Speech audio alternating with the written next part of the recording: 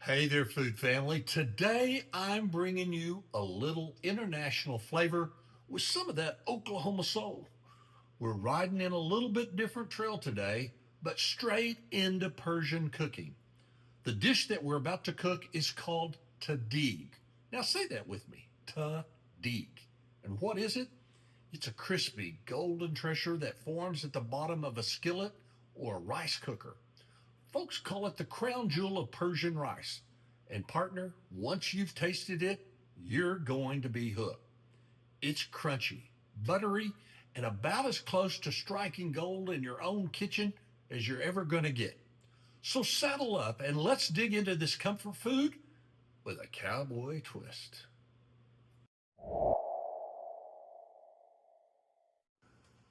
Okay, so what I've done is taken two large potatoes and sliced them into medallions, about a quarter-inch thick. The same thing with two white onions. In the bottom of the rice cooker, and again, we use a rice cooker and we're cooking a little bit non-traditional tahdig. We've got good olive oil and butters, unsalted butter in the bottom, and we've layered it now with our potatoes and onions. Okay, now I've taken 3 cups of uncooked basmati rice. And folks, don't go to your local big box store to get this. Find an Indian specialty food store and go buy a good bag of long grain basmati rice. It is all the difference in the world to good quality rice. And I'm going to be mixing that up with some of the traditional Persian, Middle Eastern spices, cinnamon, curry, a little bit of cloves into that, and grand marsala. We're going to explain a lot of that to you in the recipe. And then a couple tablespoons. I know it sounds like a lot, but there is a lot of rice once this is cooked. We want to give that a good stir and get that ready so we can put that over the top of our potatoes and onions. We're going to layer in some of our rice mixture. This is just the good quality rice. It has been laced with the spices and salt, so it's all ready. So we're going to do the potatoes, the onions, the rice, and then we love, and again, this is not a truly traditional tahdig. This is the tahdig that I have developed over the last 3 decades to feed my family, and one we all love a lot. So we use red kidney beans in it, and you could use chickpeas. We've tried all kinds of things, and we love all the different beans.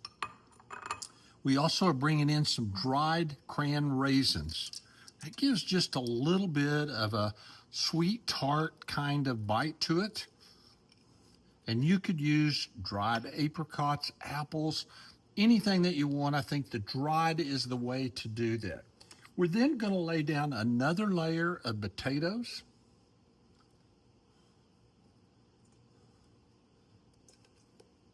And then onions on top of that.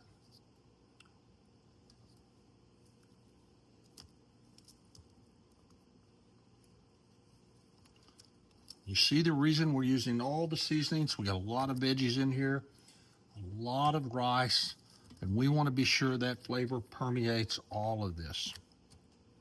We're going to go back in then with the rest of our rice.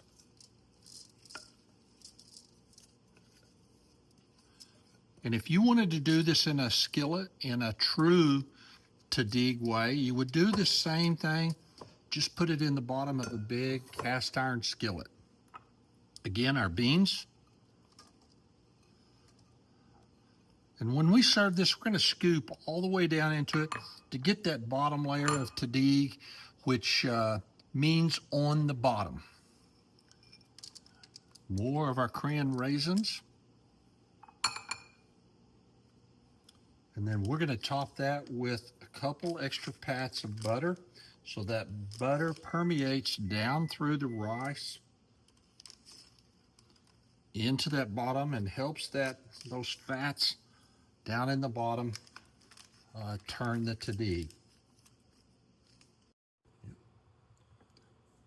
Now we're going to add our liquid to it.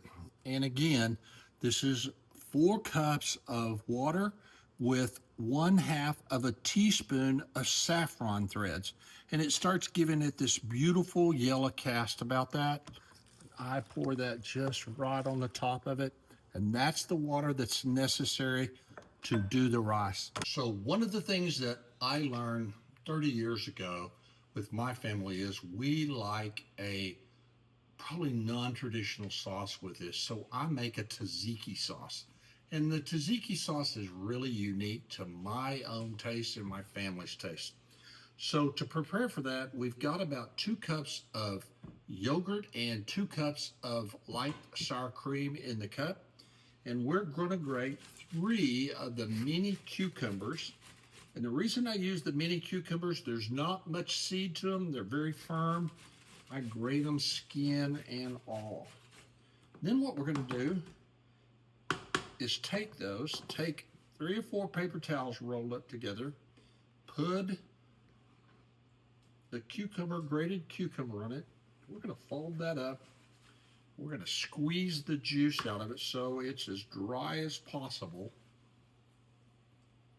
before we put them into the yogurt sauce.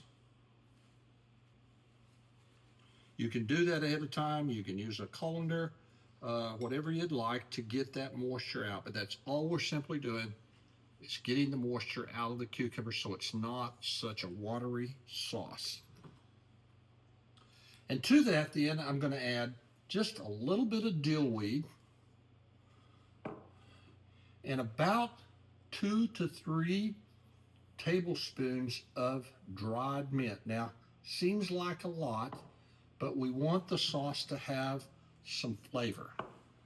And to that, I'm going to add just about 1 tablespoon of lemon juice and a couple of sprinkles of lemon pepper just to help make it that lemony yogurt flavor that Persian Middle Eastern food is known for.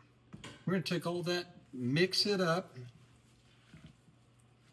We're going to get this great, beautiful sauce.